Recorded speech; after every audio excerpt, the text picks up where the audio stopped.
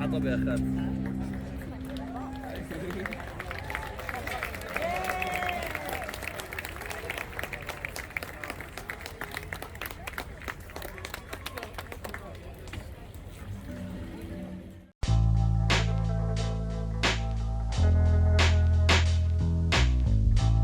Governor McKee, Mayor Lorza, thank you for coming. The Council President isn't here yet. Commerce Secretary Pryor, thank you. Providence Tourism Council Chair Alex Gorian. And finally, Providence Warwick Convention and Visitors Bureau President Kristen Adamo, thank you. Also want to acknowledge Councilman John Gonkhaus and Espinal. Thank you for coming.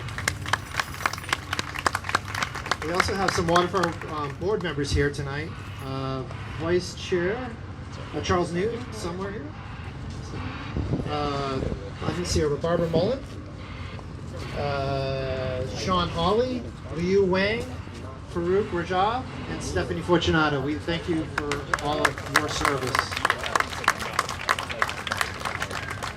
So 2020 was the first year in 25 years we did not have Waterfire in Providence. It's really hard to believe. And I just want to thank this group of leaders over here who actually have been instrumental in our ability to make a season happen. In the last few weeks, as a result of your leadership and efforts, Waterfire in Providence has been featured prominently in a lot of national tourism media, which we're really proud of. Travel and Leisure featured Providence as one of the top 10 places in the world to visit in October. On that list was also France, Aruba, and Hawaii, so that's not bad company. Good Morning America on Monday featured Providence and Waterfire as part of a reopening of Rhode Island segment, which was fantastic.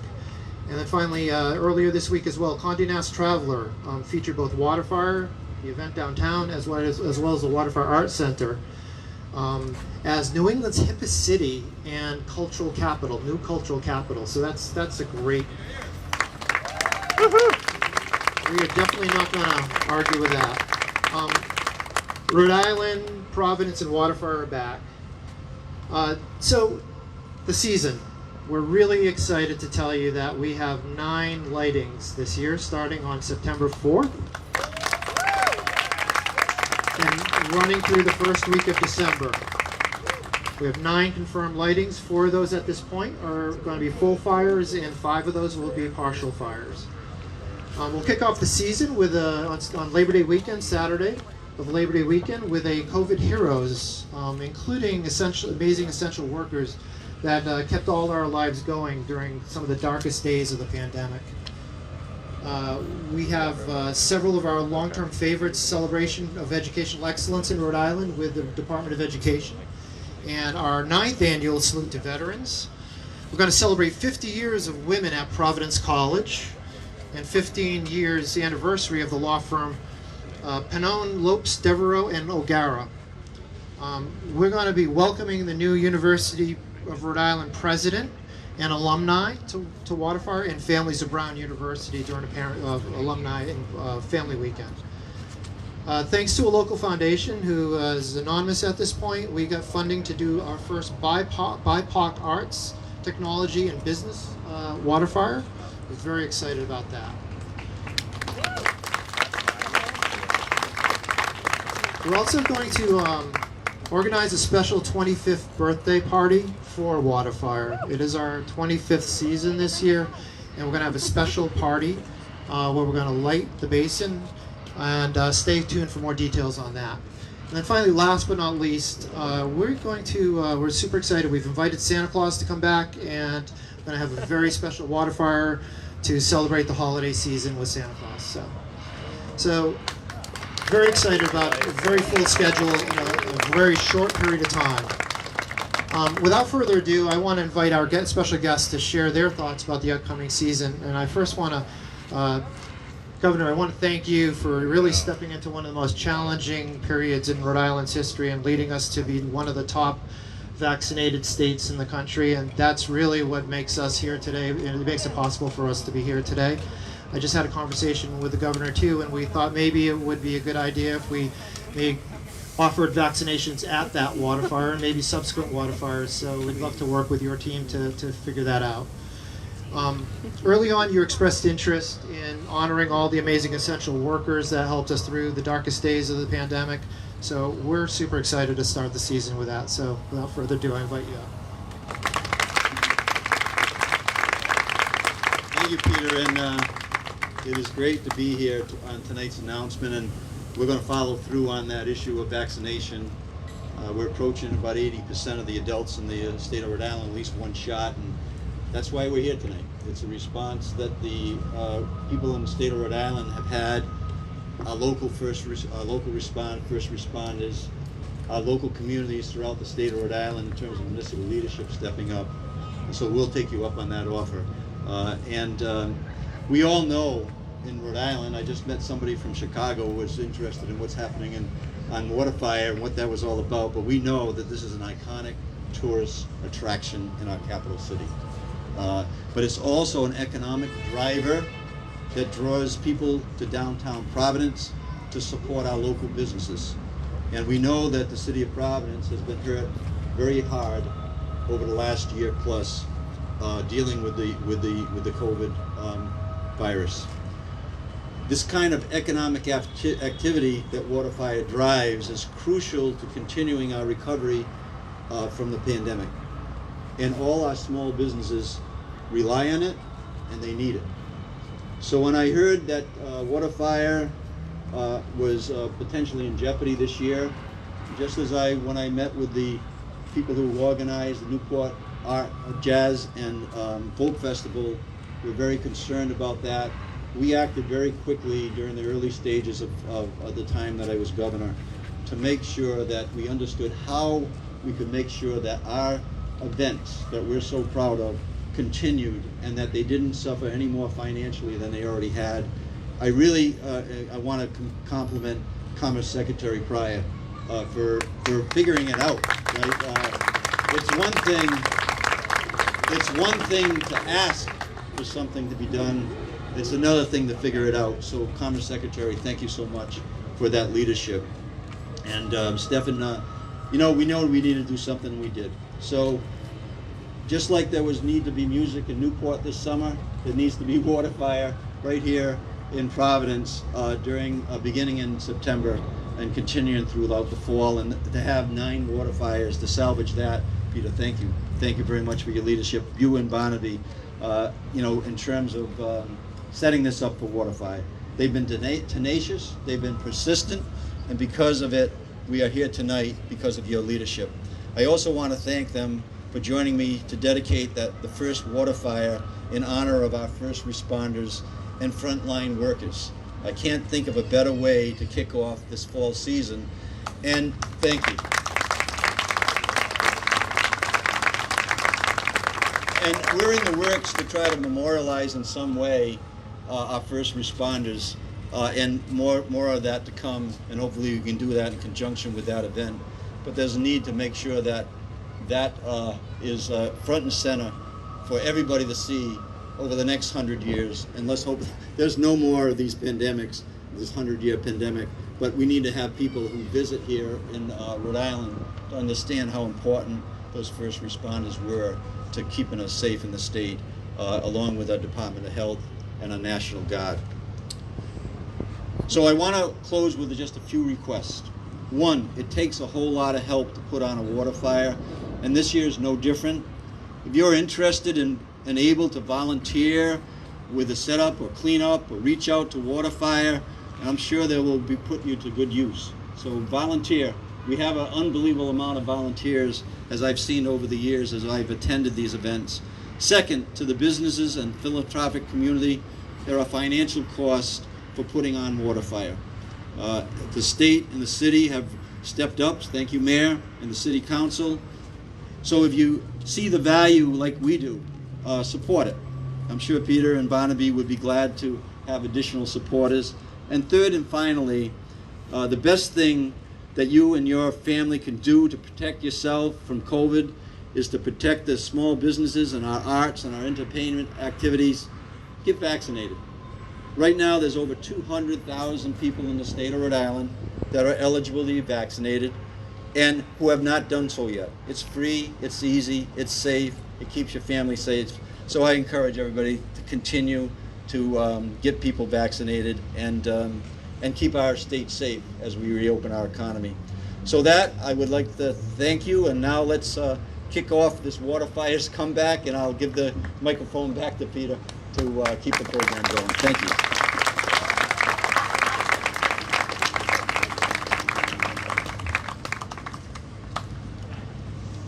Thank you, Governor. Mayor Lorza, you've always been an amazing champion and friend of Waterfire. We really appreciate that. What we really appreciate is some of the darkest days of the pandemic. You called to check in to see how we were doing, and it meant a lot to us because it was a tough period for us. So your friendship and your support of Waterfire is so greatly appreciated.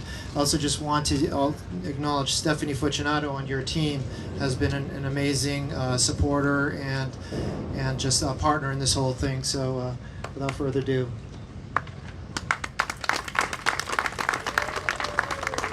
Good evening, everyone. Good evening, and thank you, everybody, for coming out. It really is a special day for the city, and in the sense that whenever you travel and Providence comes up, you know, there are two things that always come up. First, it's Federal Hill and all the amazing food we have there, and second is that fire water thing. It's Waterfire. We're very proud of it. It really is a part of who we are. It speaks to the creative capital. This is an art installation like no other that comes alive, literally, many times every year. And it brings our community together like no other events do. And that's what the power of the arts are. They bring people together from different walks of life, and we can enjoy the same moment in very new and different ways, but we can do it together. And so that's the special magic of Waterfire, that we're so happy to see come alive and come afire once again. So I want to thank Peter and Barnaby for keeping the spirit, the flame alive even throughout the darkest times. And we have to acknowledge that we're still emerging from COVID. And please everyone get vaccinated. To all of the first responders that stepped up to the plate and kept us all safe throughout the toughest times, thank you. This Waterfire Day, and I think it's fair to say this entire season, is dedicated to you. And to all of the residents throughout the city, the state, and visitors that will come from afar, please come, enjoy yourself here in Providence, enjoy all the beauty and richness that we have to offer, and come have a great time with yourself and your family. So congratulations all around to everybody who made this possible. I want to thank the governor and folks at the state that helped to chip in to make this happen, my colleagues on the city council, and of course my team that's always working hard to promote the arts and support organizations. We have Kristen Adamo from the PWCVB. We also have so many amazing folks like Alexis Gorriaran, so proud that I can say his last name, chair of the PTC.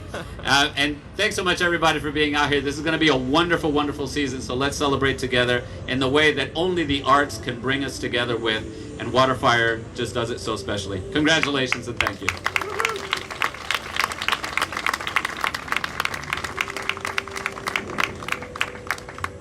Thank you, Mr. Mayor. Competition over there. Secretary Pryor, thank you and your entire Commerce team for the amazing work you did under incredibly challenging conditions to get CARES Act funding out into the community last year.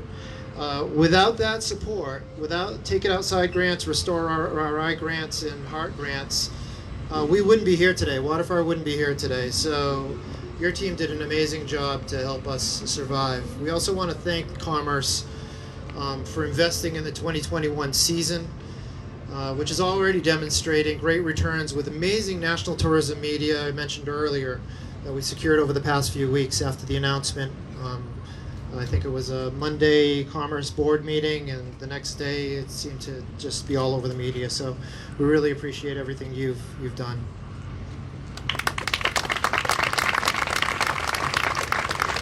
Thank you very much, Peter Mello, and thank you very much, Barnaby Evans. You all inspire us. You truly are lighting the way for our comeback. We're so proud of Waterfire and all that it means to our capital city, to the region, to the state, and to the nation and the world. We are so impressed with the way in which you've kept at it, and your advocacy led to ultimately the full formation of your budget so that we could have a season from September to December. It couldn't be a reopening year without Waterfire. We're so pleased at Rhode Island Commerce to have been able to give about $450,000 during the heart of the pandemic to keep you running. But you all were the ones, through total devotion and stick-to-itness, who made it happen. So Peter and Barnaby and the entire Waterfire team, are we just exhilarated by them? Are we amazed by them? Yeah. It was, Governor McKee, I think this was the easiest decision we ever made. And it was truly instantaneous. The governor and I were talking a couple of weekends ago only, talking about whether Waterfire could be brought back and could we join with the city, jointly challenge each other to make it happen. The governor said, and you know something, if we bring it back, you heard him say it already, but I just want to tell you that this was stated privately. This was stated at our board meeting. This is genuinely from Governor McKee. He said, when we bring Waterfire back, we need to celebrate the volunteers, the first responders, the medical workers who got us through this thing.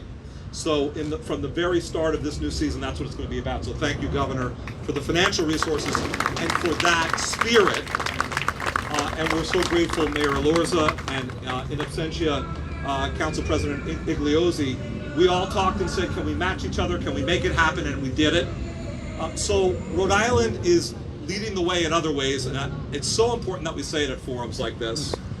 Our economy has suffered. Businesses and families have suffered, but we are coming back. And Moody's is rating the 50 states on how fast they're coming back. And ladies and gentlemen, in the past couple months, as the entire nation has come out of the pandemic, Rhode Island, instead of being a laggard, has been a leader. We've been in the top 10 for the past couple months among all the states. We're now ranked number 6 in the country, number 1 in the Northeast of America for our economic recovery. But I'm here to tell you, and Kristen Adamo will tell you, and the leaders of the hospitality industry and CVB will tell you, we lost 70% of our hotel revenue and activity between 2019 and 2020 in Providence. Providence is so reliant upon business activity and not so much on the seasonal tourist activity. We need Waterfire. So we are so grateful that it's coming back. And I want to make one final note. It really is an international phenomenon, Waterfire. It's our capital cities and it's all these concentric circles out to the world. And I want to welcome the United Kingdom's Consul General for the region, Peter Abbott, who's here with us tonight and visiting Waterfire as it gets restarted. Peter, thank you for your faith in us. Governor, Mayor, and all assembled. Peter, Barnaby, thank you again.